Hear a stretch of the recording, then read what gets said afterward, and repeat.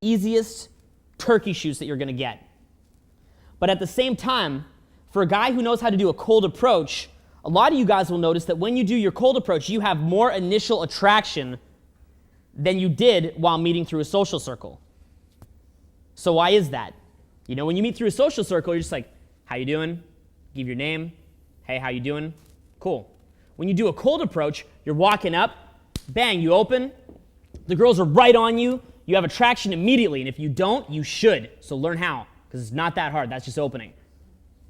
The reason why is because the fact that you're doing the cold approach is something that's a little bit ballsy, in a way.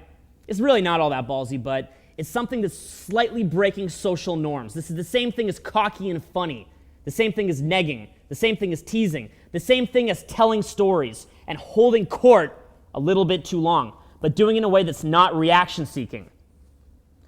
You will find that you will get the most attraction when you do these things. That's the basic principle of attraction. The basic principle of attraction is whether or not you're being proactive or reactive. Proactive or reactive. But see, there's something to that. There's something where guys get confused. A lot of guys believe that being unreactive is proactive. So I know that's a mouthful. A lot of guys believe that being unreactive is proactive. Is that necessarily the case? The fact that you're just sitting there not doing anything, is that proactive? It's not proactive. It's not reactive. It's just nothing. So guys who say, I'm being congruent. Remember how we talked about fallacies here? That's like the congruence fallacy. I am being congruent. This is who I am. I'm being who I am. And my mom told me, be yourself. And I'm being myself, and there's nothing wrong with that. Well, that's true, in a way. You know, there's elements of truth to that, absolutely.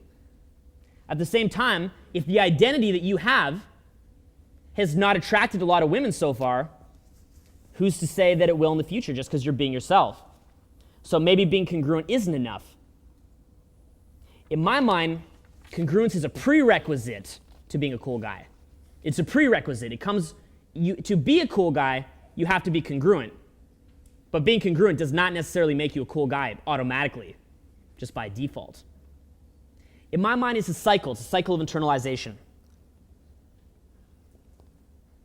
When you first come into this, you start doing approaches. You play with different ideas. You guys are going to get a lot of great ideas this weekend that you can play with.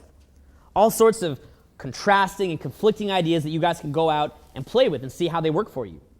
And you know what? The truth is, a lot of you will probably look more dorky doing these things that you learned here this weekend than you would have if you would have just been yourself. That's a fact.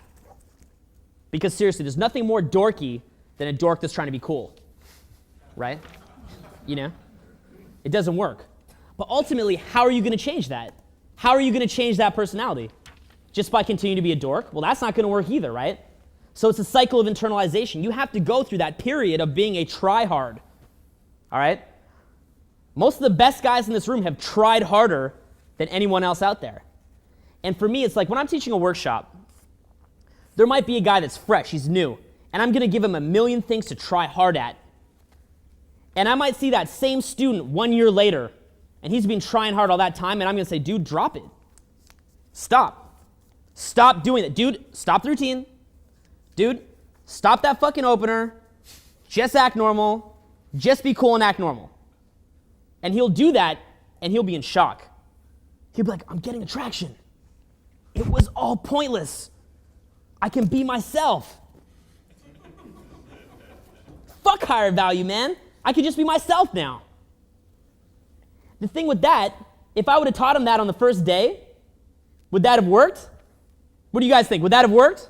No. Right? It can't work. Because he'd just roll up. He wouldn't maintain eye contact. He wouldn't be used to being in a social situation. He just said, hey, what's up? The girls would say hi, and they'd turn their back on him, and that'd be it. So you give him something to get him going.